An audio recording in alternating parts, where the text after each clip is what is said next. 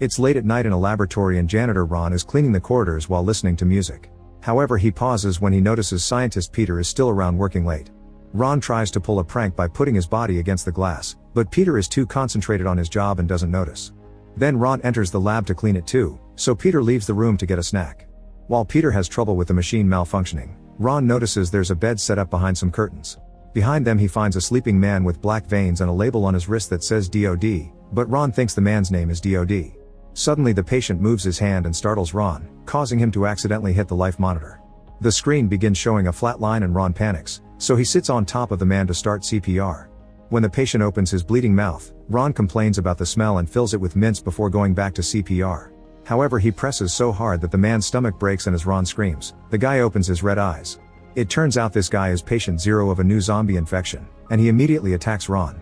The two of them run around the lab exchanging hits while Peter still struggles against the machine, not noticing a thing even when Ron puts his bloody hands on the window. When Peter is ready to give up on the snacks, he turns around and finds a zombified Ron, who quickly jumps on him and kills him. The next day, Scout leader Rogers together with his 3 group members Ben, Carter, and Augie are at a school trying to find new recruits using a very cringy Scout video. Unfortunately, everyone thinks they're losers for still being Scouts at this age and nobody wants to join. Before leaving, Rogers announces Augie will get the highest badge in Scouting, so they'll be holding the ceremony at night at a campsite. Afterward, on their way home, Carter and Ben discuss the matter of Scouting because the only reason they're still members is for Augie's sake.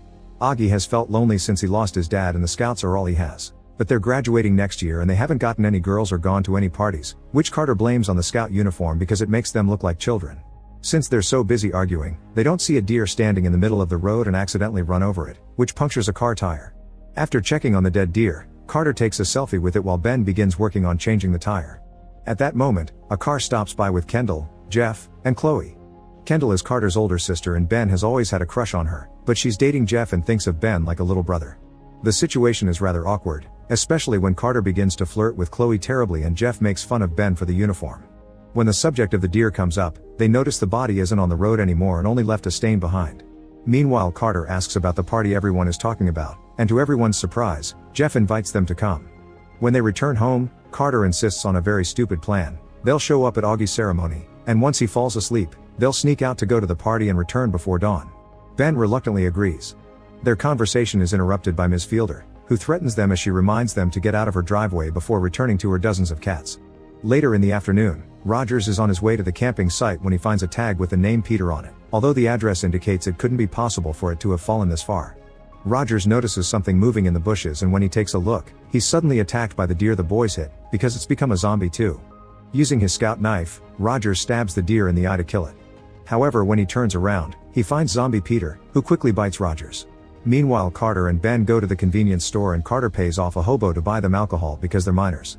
The hobo goes inside to do the transaction, but he's barely sane and buys the wrong things, so Carter rushes into the store and causes a scene. At that moment, a beautiful woman named Denise comes out of the store and her bag strap breaks, but Ben helps her by fixing the strap with a Scout knot. To thank him for the help, Denise goes inside and buys the drinks for the boys before returning to her job in the adult club across the street. The duo considers following her, but there's a very scary doorman that won't allow minors in and the guys run away. Sometime later, the 3 young Scouts are surprised that Rogers hasn't arrived. Augie thinks it's a test to get his badge, so the boys proceed to prepare the camping site. Augie is incredibly prepared while Carter is messy, but the trio still has a lot of fun going through the usual activities and makes a good team. Eventually night falls and Rogers still doesn't show up, so the boys chat around the campfire while roasting marshmallows. Augie is happy to have his friends with him after his dad abandoned him and makes them promise Scouts forever. Meanwhile, the party is in full swing, but Kendall is worried that the boys haven't come. Jeff doesn't look surprised and distracts her with a dance. A few hours later, Augie is finally asleep and Carter and Ben sneak out of the campsite. On their way to the car, they find Rogers' knife on the ground, which worries Ben because he knows Rogers wouldn't go anywhere without it. He also notices footprints on the mud, but Carter doesn't care and drags Ben to the car. Unfortunately, Augie is waiting for them there and knows about the party, so it's time for Ben and Carter to admit they don't want to be Scouts anymore because they need to grow up. Hurt and disappointed, Augie tells them to leave. Moments later, Ben and Carter make it back to town and notice it's very empty for a Saturday night. They stop the car by the convenience store to change out of their uniforms, and Ben's bad feelings get worse when he notices the store's glass door is broken. His thoughts are interrupted by Carter, who points out that the doorman isn't at the club's entrance anymore, so this is their chance. The duo enters the club and Ben discovers it's empty as well, but he still sits in front of the stage, where a dancer starts her show. Because of the dark lights, her black veins aren't clear. Soon Carter joins them and begins throwing money at the dancer, who pulls a special trick on the pole and ends up upside down. Suddenly the woman's neck breaks and splashes blood all over the boys. To make matters worse, the doorman also shows up as a zombie and attacks them. While Ben runs into the bathroom and the doorman follows him, the dancer attacks Carter, who after some struggle, uses a broken bottle to immediately kill her. The doorman finds Ben in one of the stalls, and when he's about to attack again, Denise shows up and blows his head up with a shotgun. Meanwhile, a lonely Augie decides to go to Roger's house. Nobody answers the door, yet it's unlocked. Thus Augie enters the house, and when he doesn't find his teacher, he leaves a message on a little board. He's about to leave when his stomach begins hurting, so he rushes to the bathroom to relieve himself. The smell is so bad that he opens the window, but he's too distracted by his own hygiene to notice there's a zombie in the garden that tries to reach inside for him. Augie moves out of the way just in time and returns to the living room, where he's shocked to find a zombified Rogers. The teacher begins chasing his student around the house, and Augie tries to defend himself with whatever he can find, including Rogers' Dolly Parton merchandise collection. Nothing seems to work, so Augie tries to escape into the basement, only to be pushed down the stairs by Rogers. Another chase begins, but this time, Augie grabs a spray and a lighter to set Rogers on fire before beating him with an oar. Then Augie ties Rogers to a chair using all the Scout Nazi knows, making sure to put his toupee back in place before leaving. Back at the club, Denise confirms the zombie apocalypse is happening and that they need to escape. A zombie tries to stop them, and Denise quickly shoots him before they get in the car, driving away as a whole horde appears. Unfortunately, the boys were very bad at changing tires, and the tire from earlier comes off, forcing the car to stop. Ben and Carter rush to fix it while Denise continues to shoot zombies, but soon she runs out of bullets and has to hit them with the shotgun itself. After lots of struggling, the boys finish fixing the tire and they get in the car right before a faster zombie reaches them and breaks a window. The trio drives away to the sheriff's office, but they're too late. There's a sign saying all survivors had been evacuated to the security checkpoint at mile 17. The boys begin to argue over what to do, but at that moment the zombie horde arrives, so the trio runs inside and locks the door with a flagpole. Unfortunately, the sheriff is there and has become a zombie too, so he begins shooting his gun without control. Cater grabs the emergency axe and Ben grabs a fire extinguisher, and together they bring down the sheriff quickly. Unfortunately, the horde breaks the glass door and starts making its way inside. The trio immediately runs, and the only safe spot they can find is inside a cell, where the zombies can't reach them. While waiting, Ben and Carter discuss the subject of Augie, and Denise judges them for their actions. Carter tries to take a nap while Ben carves a mop into a steak and chats with Denise, allowing them to bond over their loser lives. Suddenly music can be heard outside coming from an empty car. The zombies rush out of the station to look for a fresh victim, so the trio needs to find a way to escape. Ben takes Carter's rubbers and they begin tying them to the end of the mop to try to reach the cell key. Meanwhile outside, it's revealed that Augie turned on the music to distract the zombies, and now he's sneaking around to reach the station, only to accidentally bump against a car and activate its alarm. The zombies hear this and begin to chase him, so Augie makes his way inside just in time to find the trio pushing the key down. Augie accidentally kicks the key into a hole, but he uses his scout skills to pick the lock. While he works, a zombie shows up, but Ben quickly stabs him with the mop right before Augie opens the door. Then the group runs out of the building and locks a gate behind them to keep the zombies on the other side. This causes the shirt of a female zombie to accidentally open, and Carter stops to cop a feel before leaving. Moments later, the group is making their way down the road when they discover an abandoned truck. As they get closer, they find the driver is also a zombie, but Augie thinks he can communicate with him as if it was a wild animal. Using his scout knowledge, Augie manages to make a connection with the zombie through weird animal sounds, and when he notices the zombie is wearing a Britney Spears shirt, he starts singing "Hit Me Baby One More Time." Carter soon joins him and they actually manage to make the zombies sing along, but their little cute moment is interrupted when the zombie is suddenly shot by Corporal Reeves. Moments later, Reeves takes away the group in his military vehicle, explaining there has been a virus outbreak and the perimeter has been contained. Everyone in town has been evacuated, and Ben wonders if that includes the people at the party, but Reeves doesn't know anything about a party. They turn the car around and rush to the place of the party, only to find it empty. It turns out Jeff had given them a fake address because they're losers. Augie says this is karma, triggering another argument during which they physically fight like little kids. Meanwhile, Denise turns around and discovers Reeves had been bitten all along and just now he's turning into a zombie. Reeves tries to attack her, but the boys quickly come to pull him back and a furious Denise kills Reeves by hitting him repeatedly with the car door. At that moment, a message comes through the car radio announcing they'll bomb the area in 2 hours. Carter remembers that his sister writes everything down in her diary, so they decide to go to his house to get the address of the party.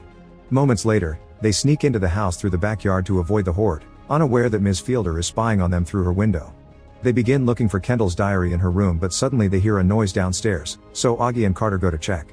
Denise wonders why Ben never told Kendall about his feelings, and Ben explains he's a loser with no experience. To give him a boost of confidence, Dennis teaches him how to kiss, not noticing there are zombies outside the window trying to look inside by jumping on the trampoline. Downstairs, Carter is suddenly attacked by a zombified Ms. Fielder, and all the screaming gets the attention of the horde. In the struggle, the boys cause Ms. Fielder to lose her dentures, so when she jumps on Carter's backside, she pulls down his pants to have a feast with her tongue. Augie has to fight another zombie off before he pushes Ms. Fielder off Carter, and together they lay her down on the window, where they cut her head off. Ben and Denise come to join them, but more zombies are coming, so they run to hide in Kendall's room, blocking the door with furniture.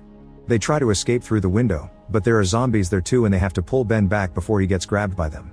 The horde starts beating down the door, so the group decides to escape by jumping on the trampoline and then into the neighbor's yard. Everyone crosses safely, but when it's Ben's turn, he sees Kendall's diary falling from the drawers, so he comes back to grab it. At that moment the zombies break in, so when Ben is about to jump, he slips and almost falls, only managing to save himself by grabbing a zombie's sausage. The piece of meat begins stretching and breaking, so Denise distracts the zombies in order for Ben to fall safely on the trampoline and join his friends. Afterward, the group hides in Ms. Fielder's house and makes it to the kitchen when they start hearing some noises. Suddenly a zombie cat appears on Augie's shoulder and they quickly beat it down with a pan, but the rest of the cats show up too and they've also become zombies. Terrified, the group runs to the garage and steals Ms. Fielder's car to escape. Outside they find the road blocked by Rogers, who somehow escaped, but they simply run over him and drive away. Moments later, Ben says goodbye to Denise, who leaves town on a bike to get in contact with the military while the boys save the partygoers. Carter and Augie are skeptical of this plan because the bomb is coming, but Ben convinces them with a heartfelt speech about the scouts being the last line of defense. First though, they stop at a hardware store and they use all their scout knowledge to make weapons and arm themselves to the teeth.